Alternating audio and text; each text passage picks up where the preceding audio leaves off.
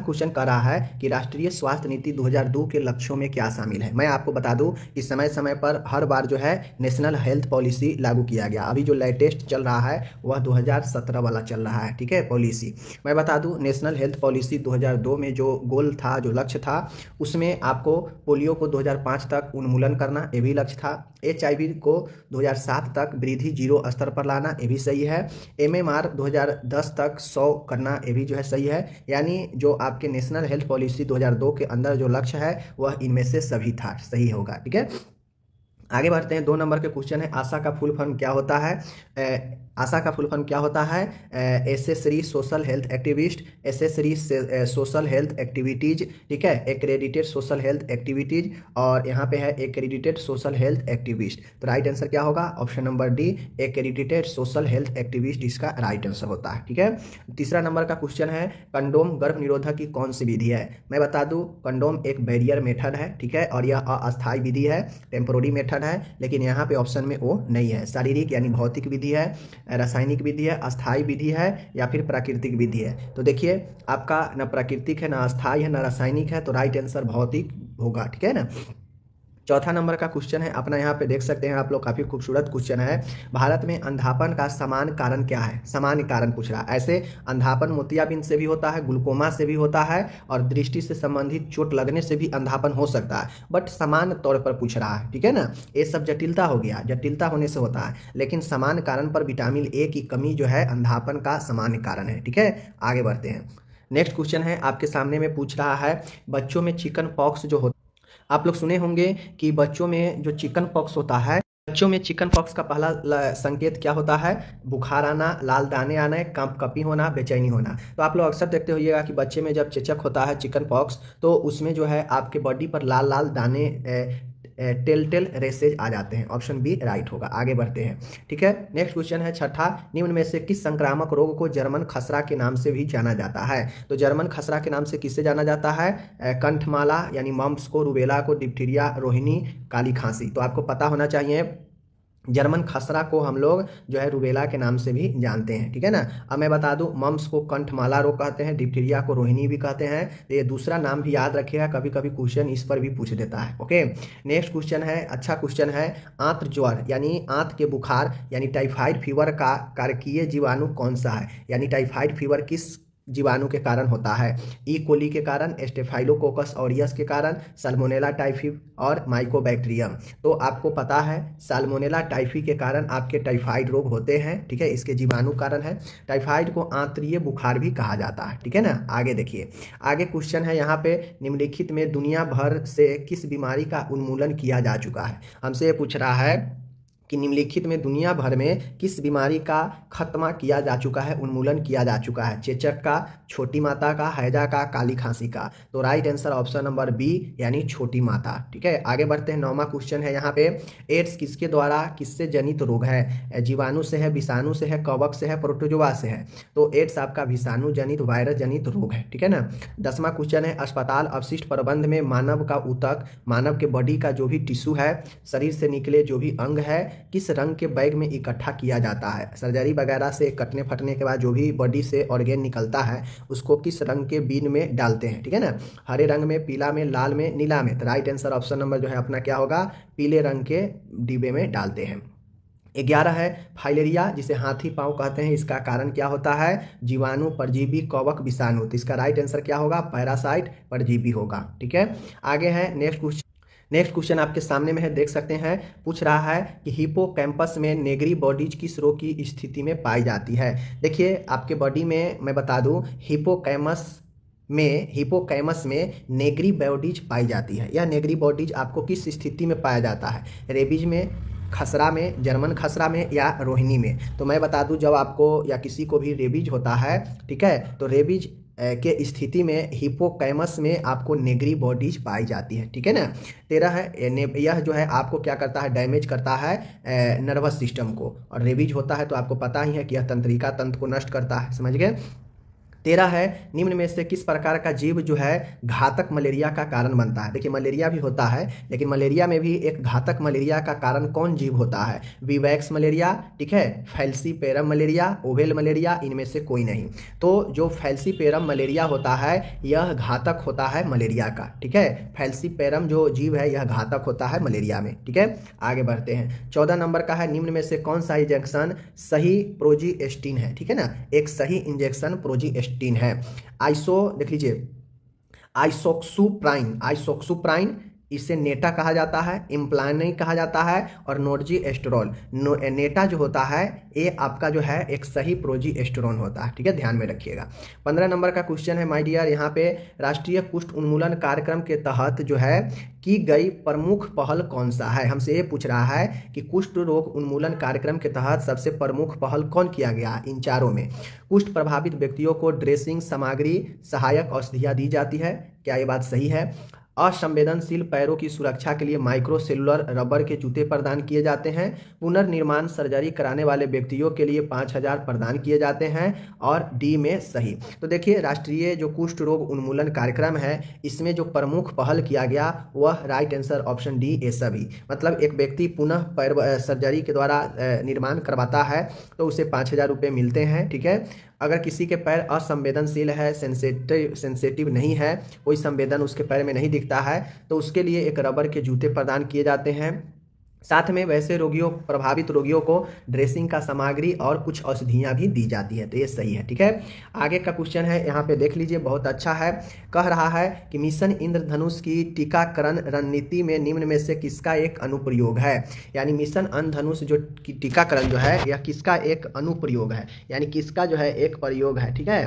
तर्कसंगत कार्रवाई का सिद्धांत, सामाजिक समर्थन का सिद्धांत, संरक्षण प्रेरणा का सिद्धांत, सार्वभौमिक टीकाकरण कार्यक्रम। तो मिशन इंद्रधनुष जो टीकाकरण है यह रणनीति जो है यह सार्वभौमिक टीकाकरण कार्यक्रम का एक अनुप्रयोग है, क्योंकि आप लोग जानते हैं कि सार्वभौमिक टीकाकरण कार्यक्रम यह यूनिवर्सल तौर पर चलता है। तो मिशन इंद्रधनुष टीकाकरण भी जो है इसी का एक अनुप्रयोग है, ठीक है। आगे है 17 नंबर का क्वेश्चन है, प्रसव के बाद प्री एक्लेम्सिया अगर किसी महिला में है तो किस लक्षण के लिए तत्काल चिकित्सा ध्यान देने की आवश्यकता होगी। एक महिला है, ठीक है, प्रसव के बाद एक महिला प्री एक्लेम्सिया से ग्रसित है, तो प्रसव के बाद किस लक्षण में तत्काल डॉक्टर मेडिकल ध्यान देने की आवश्यकता है। दृष्टि से संबंधित विकृतियां, हल्का सिर दर्द, पैरों में हल्की सूजन, थकान। तो देखिए ये ऑप्शन से भी पकड़ सकते हैं कि हल्का सिर दर्द, पैरों में हल्की सूजन और थकान, ये तीनों नॉर्मल चीज़ें हैं, जबकि ये दृष्टि से संबंधित विकृतियां यह अंधापन, आंखों को अंधापन ला सकता है, इसलिए सबसे पहले जरूरी ये वाला है कि दृष्टि को दिखाया जाए, ठीक है ना।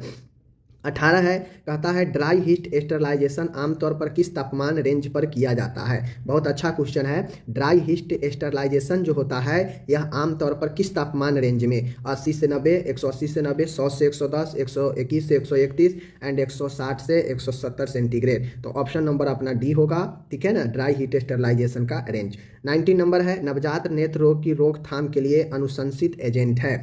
मतलब कहा गया है कि एक नवजात बच्चा है, उसको आँख में किसी प्रकार का अगर समस्या होता है, इन्फेक्शन होता है, तो उसके लिए कौन सा एजेंट को जो है प्रिस्क्राइब किया जाता है। सिल्वर नाइट्रेट घोल का, एरिथ्रोमाइसिन ऑइंटमेंट का, जेंटामाइसिन ड्रॉप का, टेट्रासाइक्लिन ऑइंटमेंट का। तो right answer option number B, erythromycin ointment का, ठीक है ना। 20 है, महिलाओं में आयरन की कमी से होने वाला एनीमिया विशेष रूप से निम्न कारणों से होता है। एक महिला है, उसमें आयरन की कमी से एनीमिया हो रहा है, तो वह विशेष रूप से किन कारणों से हो रहा है। उच्च शारीरिक गतिविधि से, या मासिक धर्म में खून की कमी से, रजनोवृत्ति के बाद हार्मोनल परिवर्तन से, या आयरन युक्त खाद्य पदार्थों के सेवन से। तो आयरन की कमी से जो एनीमिया होता है मुख्य रूप से वह मासिक धर्म के समय खून ज़्यादा निकल जाता है, जिसके कारण खून की कमी हो जाती है। तो ऑप्शन नंबर यह बी होगा, ओके। आगे का क्वेश्चन है, यहाँ पे अच्छा क्वेश्चन है, देख लीजिए। थर्मोलेवाइल सामग्रियों के लिए कौन सा स्टरलाइजेशन विधि सबसे उपयुक्त है। जो भी थर्मो का बना हुआ सामान होता है, थर्मोल होता है, इसके जो भी बने हुए सामग्री होते हैं, इसके स्टरलाइज के जो सबसे उपयुक्त विधि जो होता है वह आपका कौन होगा। आयोनाइजिंग विकिरण, एथिलीन ऑक्साइड, भाप ऑटोक्लेविंग, ड्राई हीट स्टरलाइजेशन। तो सबसे अच्छा होता है भाप ऑटोक्लेव, जो थर्मोकोल के बने हुए सामान होते हैं। 22 नंबर का क्वेश्चन है, अच्छा क्वेश्चन है। क्वेश्चन क्या पूछ रहा है, ध्यान दीजिएगा। निम्नलिखित में से कौन सी एक्यूट नर्सिंग केयर सेटिंग है? नर्सिंग केयर मतलब नर्सिंग देखभाल का एक सेटिंग है। कौन? प्राकृतिक वातावरण का परिवार के साथ साझा किया जाना, ग्राहक के मूल्यों के आधार पर पारस्परिक रूप से किए गए हस्तक्षेपों के साथ स्वायत्ता अभ्यास, बीमारी के साथ विरोधाभास और देखभाल का उद्देश्य बीमारी को खत्म करना, परिवार की सामग्री में देखा गया ग्राहक। अब मैं यहाँ पे आपको बता दूं, जहां भी ग्राहक दिया है, ग्राहक से कोई मतलब नहीं है नर्सिंग में, ठीक है। नर्स को ग्राहक से कोई मतलब नहीं है। तो ए ऑप्शन और ये ऑप्शन तो पहले ही गया, ठीक है ना। बचता है दो ऑप्शन, प्राकृतिक वातावरण का परिवार के साथ साझा किया जाना, ठीक है ना। तो परिवार के साथ साझा करने का क्या मतलब बनता है? यहाँ पे तो नर्सिंग केयर का सेटिंग बता रहा है। तो नर्सिंग केयर के सेटिंग का मतलब ही होता है कि आपको बीमारी को खत्म करना या बीमारी के साथ विरोधाभास करना। बीमारी के साथ विरोधाभास करना मतलब बीमारी व्यक्ति में हुआ और हम बीमारी के विरोधा काम करने लगे, मतलब उसे खत्म करने के लिए, ठीक है ना। तो ऑप्शन नंबर सी हो जाएगा नर्सिंग सेटिंग के लिए। अच्छी बात है, ठीक है ना। आगे है प्रसव के बाद, ठीक है ना, प्रसव उत्तर उच्च रक्तचाप के प्रबंधन के लिए पसंद की दवा कौन सी है? कह रहा है कि प्रसव के बाद उच्च रक्तचाप यानी हाइपरटेंशन के प्रबंध के लिए कौन सी दवा जो है पसंद की है? Atenolol, labetalol, magnesium sulphate and methyldopa. तो मैं आपको बता दूं ऑप्शन बी लेवेटालोल जो है यह अच्छी दवा है, पसंद की दवा है, ठीक है। 24 है डैश वृषण के बगल में एक कुंडलित नलिका, ठीक है ना। एक कुंडलित नलिका है जहां शुक्राणु होते हैं और टेम्पोररी रूप से थोड़े समय के लिए वहां पे जमा भी होते हैं शुक्राणु, उसे क्या कहते हैं? भास डिफरेंस, अंडकोश, सेमिनिफरस ट्यूब एंड अधिवृष, एपिडाइडेमिस। तो मैं बता दूं, आप लोग पढ़े होंगे कि एपिडाइडेमिस एक कुंडलित नलिका होती है जिसमें थोड़े समय के लिए वृषण आपके रुकते भी हैं। तो ऑप्शन डी राइट होगा। ओके, 25 नंबर क्वेश्चन है पित्त डैश के पाचन में सहायक होता है? पित्त किसके पाचन में सहायक होता है आपको कमेंट करके बताना है, ठीक है ना। यहाँ पे मैं आगे बढ़ता हूँ। 26 नंबर का है which of the following system is the largest system in human body? मानव के शरीर में सबसे बड़ा जो है तंत्र कौन सा होता है? ठीक है, ऑप्शन है integumentary system, respiratory system, nervous system, digestive system. तो राइट आंसर ऑप्शन ए, जिसे हम लोग त्वचा वाला कहते हैं ना, वही एंटीगुमेंट्री सिस्टम सबसे बड़ा सिस्टम है। 27 नंबर का क्वेश्चन है, आप लोग देख लीजिए, ये क्वेश्चन बहुत अच्छा है। निम्नलिखित में से किस विकल्प में नर्सिंग मूल्यांकन का सही क्रम है? नर्सिंग मूल्यांकन कहा जाए तो जो लोग नर्सिंग प्रोसेस जानते हैं वह आराम से बना देंगे। आपको पता है नर्सिंग प्रोसेस का 5 चरण होता है, बट यहाँ पे 5 नहीं देकर 4 ही दिया गया है। सब ऑप्शन में 4 ही है, बट उस 4 में भी जो सही है उसको आपको बताना है। नर्सिंग मूल्यांकन का सही क्रम कौन है? तो कार्यान्वय, नियोजन, मूल्यांकन, निदान। ये तो उल्टा पलटी दिया है, गलत हो जाएगा। नियोजन, निदान, मूल्यांकन। नियोजन पहले आ गया, गलत। निदान, ठीक है, नियोजन, कार्यान्वय, मूल्यांकन, और यही ऑप्शन सी सही है। सबसे पहले क्या होता है आपका? सबसे पहले जो है हम लोग क्या करते हैं? आकलन करते हैं। आकलन के बाद नर्सिंग डायग्नोसिस बनता है दूसरा। तीसरा में प्लानिंग बनाते हैं, ठीक है। एंड चौथा में हम लोग उस पर इम्प्लीमेंट करते हैं। एंड पंचमा में लास्ट में हम लोग इवेलुएट करते हैं, मूल्यांकन करते हैं। तो ऑप्शन सी सही है, ठीक है। आगे बढ़ते हैं। 28 है पित्त स्राव बाइल सिक्रेशन के लिए सबसे महत्वपूर्ण उद्दीपक निम्नलिखित में से कौन सा है? एक है सिक्रेटिन है, ठीक है, कोलिसाइटोकिन है, और बाइल एसिड है, और बाइल साल्ट है। तो पित्त स्राव के लिए जो सबसे महत्वपूर्ण उद्दीपक स्टिमुलेट होते हैं वह होंगे आपके कोलिसाइटोकाइनिन, ठीक है, कोलिसाइटोकाइनिन। ऑप्शन बी राइट होगा, ठीक है ना। आगे बढ़ते हैं। 29 है मिर्गी किससे संबंधित है? मिर्गी किससे संबंधित है? आपको पता है मिर्गी आपको ऑप्शन ए मस्तिष्क, बी गुर्दा, सी अमाशय, डी हृदय। तो मिर्गी एक प्रकार का नर्वस से रिलेटेड समस्या है, तो यह मस्तिष्क से संबंधित है। 30 नंबर का क्वेश्चन है इनमें से कौन सा लक्षण बच्चों में उच्च रक्तचाप में अधिकता पाई जाती है? तो उच्च रक्तचाप में कौन सा जो है लक्षण अधिकता पाया जाता है? सिर दर्द, अंधापन, नाक से रक्त आना, इनमें से कोई नहीं। तो हाइपरटेंशन में आपको पता है कि नाक से रक्त आ सकता है, नाक से खून आ सकता है। ऑप्शन सी राइट होगा, ठीक है ना। आगे बढ़ते हैं। 31 है बच्चों में मूत्र के संक्रमण का मुख्य कारण क्या होता है?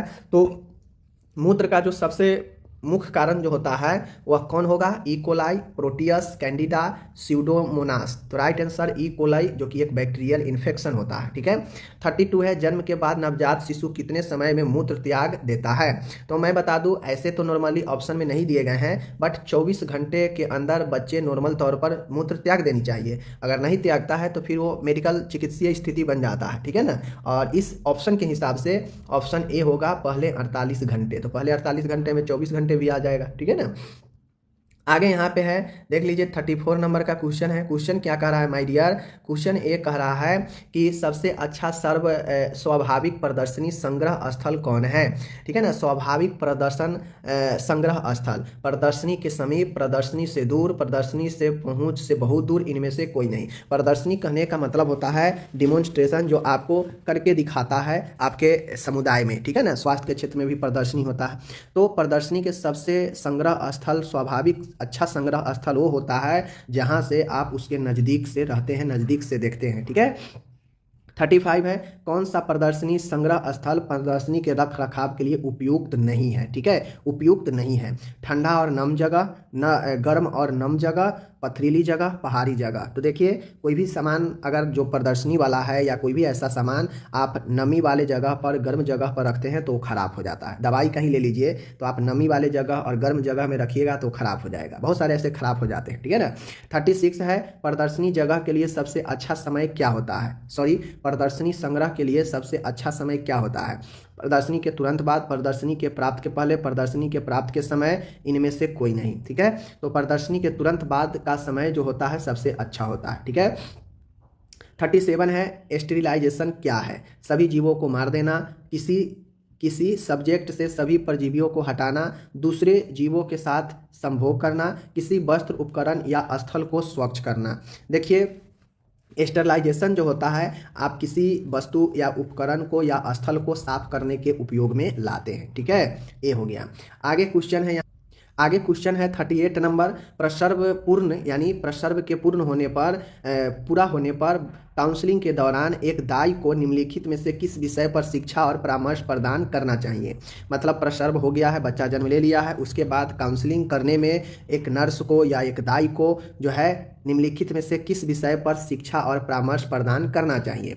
पोषण और व्यायाम पर, प्रसव पीड़ा के लक्षण और संकेत पर, प्रसव के बाद देखभाल पर। तो आप बताइए, क्या पोषण या व्यायाम पर देना चाहिए शिक्षा और परामर्श? प्रसव पीड़ा के लक्षण और संकेत पर देना चाहिए, प्रसव के बाद देखभाल पर देना चाहिए शिक्षा और परामर्श? बताना है। केवल 1 और 3, 1 2 3, 2 3, 1 और 2। तो आप खुद समझिए, एक महिला प्रसव कंप्लीट कर चुकी है, बच्चे को जन्म दे चुकी है, तो उस कंडीशन में उससे क्या क्या शिक्षा और परामर्श दे सकते हैं? तो पोषण और व्यायाम बिल्कुल दे सकते हैं कि भाई अच्छा पोषण लेना है, व्यायाम करते रहना है जिससे शरीर चुस्ती फुर्ती बना रहे। प्रसव पीड़ा के लक्षण और संकेत, लेबर के बाद फिर भी पेन और फिर भी कुछ चीज़ें होता है समस्या, तो उसको लक्षण और संकेत पर ध्यान देने के लिए बोलेंगे, ये भी बात सही है।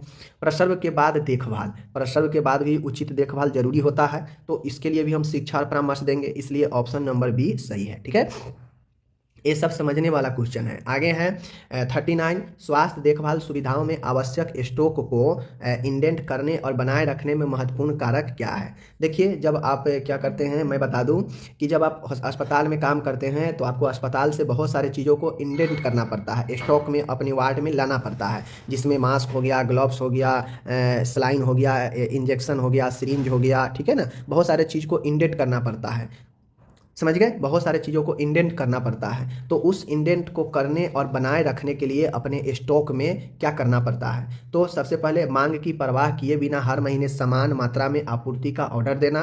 क्या आप मांग मतलब बिना खपत के हर महीने समान मात्रा में आप ऑर्डर देते रहेंगे? अस्पताल में खपत नहीं है फिर भी आप अपने वार्ड से ऑर्डर देते रहेंगे, क्या सही है? भविष्य में कमी से बचने के लिए बड़ी मात्राओं में दवाओं का भंडारण करना। अब आप ये सोचकर पहले ही ऑर्डर कर देना, भंडार कर लेना, स्टोरेज कर लेना कि भविष्य में कहीं खत्म ना हो जाए। ठीक है, क्या ये आप करेंगे? गुणवत्ता पर विचार किए बिना केवल सबसे कम महंगी आपूर्ति खरीदना। क्या आप अपने स्टॉक को पूर्ति करने के लिए, बनाए रखने के लिए आप गुणवत्ता पर ध्यान नहीं देंगे? क्या ये सही है? आप खुद सोचिए। आगे है बजट की गति और भंडारण क्षमता के साथ आवश्यक आपूर्ति की आवश्यकताओं को संतुलित करना। तो इसमें सबसे अच्छा यही है कि भाई बजट की गति और भंडारण क्षमता कितना है, इसके साथ आप आवश्यक आपूर्ति आवश्यकता को संतुलित कीजिए। मतलब मांग कितना है, बजट अस्पताल का कितना है और हमारा कैपेसिटी कितना है स्टोरेज का, इन सबको एक साथ संतुलित करते हुए हम जो है आपूर्ति करेंगे। तो ऑप्शन डी राइट होगा। ठीक है ना, ये सब समझने वाला है, ऐसे ऐसे क्वेश्चन आते हैं। 40 नंबर है स्वास्थ्य देखभाल प्रबंधन के संबंध में प्रभावी रिकॉर्ड कीपिंग रोगी सुरक्षा में कैसे योगदान देती है। यानी देखभाल के प्रबंध के संबंध में आप एक इफेक्टिव रिकॉर्ड रखते हैं, वह रोगी के लिए कैसे सुरक्षा देता है बताना है। गोपनीयता उल्लंघनों को कम करने के लिए रोगी की जानकारी साझा करने की सीमित करके, क्या आप रोगी के जो भी गोपनीयता मतलब सभी का सीक्रेट चीज़ें होता है, ठीक है ना, जानकारियाँ होती हैं, तो गोपनीयता उल्लंघनों को कम करने के लिए रोगी की जानकारी साझा करने को सीमित करके, ठीक है ना, क्या ये सही है। रोगी के स्वास्थ्य रिकॉर्ड के बजाय केवल प्रशासनिक रिकॉर्ड पर ध्यान केंद्रित करके, गलत। एक जटिल प्रारूप में रिकॉर्ड बनाए रखकर जिसे केवल वरिष्ठ चिकित्सक कर्मचारी ही समझ सके, गलत। व्यापक रोगी डेटा प्रदान करके सटीक निदान और उपचार में सहायता करते हैं। तो ऑप्शन नंबर हमारा डी राइट हो जाएगा। ठीक है ना, तो इस हिसाब से जो है हमारा ऑप्शन डी राइट है। आगे है यहाँ पे देख लीजिए, कह रहा है स्पष्ट रूप से कह रहा है क्वेश्चन में, स्वस्थ महिला में संपूर्ण गर्भ अवस्था के दौरान वजन में लगभग कुल कितनी वृद्धि हो जाती है। तो मैंने आपको अलग कितना बार बता चुके हैं कि लगभग 10 से 12 kg का जो है एक महिला में वृद्धि हो जाता है। ठीक है, निम्न में से कौन सा कथन सत्य नहीं है यानी गलत है, ठीक है, बताना है। HIV संचरण की दर पुरुषों से महिलाओं में ज़्यादा होती है, ये कोई बात नहीं है, गलत है। स्तनपान के द्वारा भी HIV का संचरण हो सकता है, ठीक है, सॉरी यहाँ पे क्या कह रहा है, कौन सा कथन सत्य नहीं है यानी गलत है। तो देख लीजिए गलत कौन सा है। HIV संचरण की दर पुरुषों से महिलाओं में ज़्यादा है, बात सही है। ठीक है, स्तनपान के द्वारा भी HIV का संचरण हो सकता है, बिल्कुल हो सकता है। संक्रमित माता से उनके नवजात में HIV संचरण होने की संभावना लगभग 14 से 25% होती है, बिल्कुल होती है। HIV संचरण की दर महिलाओं से पुरुषों से महिलाओं की तुलना में ज़्यादा होती है, गलत। ठीक है ना, HIV की संचरण की दर महिलाओं से पुरुषों में यानी महिला से पुरुष में होने का, यानी महिला से पुरुष में फैलने का क्या पुरुषों से महिलाओं की तुलना में ज़्यादा होती है, तो नहीं, ये बातें गलत है। आगे है 43 नंबर, रक्त तथा मूत्र में HCG की अधिकतम मात्रा पहुंचती है, कितना पहुंचती है, कितने समय में गर्भ अवस्था के।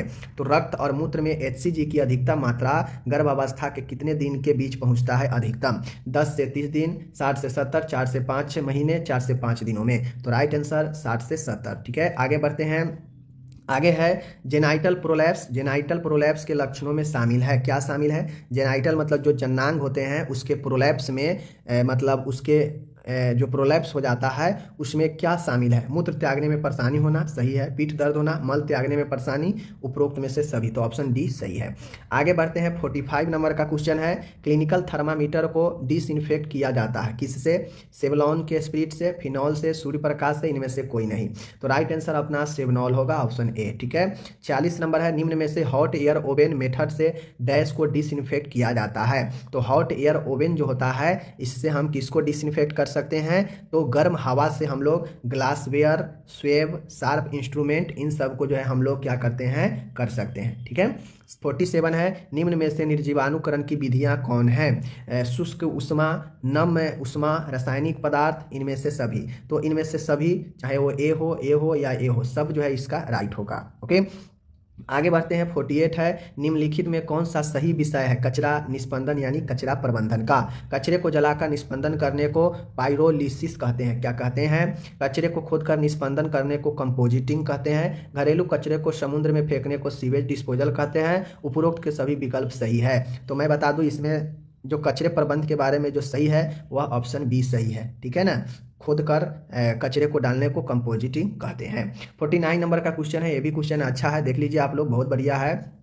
कह रहा है, राधा के शिक्षक यह अवलोकन करते हैं कि राधा को ब्लैक बोर्ड पर देखने में कठिनाई हो रही है। ठीक है, डॉक्टर राधा को ऐसे खाद्य पदार्थों का उपयोग बढ़ाने को कहते हैं जिनमें निम्नलिखित पोषण तत्व प्रचुर मात्रा में होते हैं। अब देखिए इस क्वेश्चन में कुछ नहीं है, बस इस क्वेश्चन को कहानी बना दिया है और इस क्वेश्चन में है कुछ नहीं। विटामिन ए की मात्रा बढ़ाएंगे तो ऑटोमेटिक जो है देखने की शक्ति, आंखों की क्षमता में सुधार आएगी। ठीक है ना, 50 नंबर है, बेरी नामक रोग किस विषमता निम्न में से किस विटामिन की कमी से होती है? तो vitamin B12, B2, B1, B3। तो जो थायमिन होता है ऑप्शन नंबर सी राइट होगा। थायमिन के कारण आपके बेरी होता है। ठीक है। कैल्शियम फास्फोरस के उपयोग धारण के लिए डैश आवश्यक है? तो कैल्शियम और फास्फोरस के लिए आपको विटामिन डी का उपयोग करना जरूरी है। ठीक है।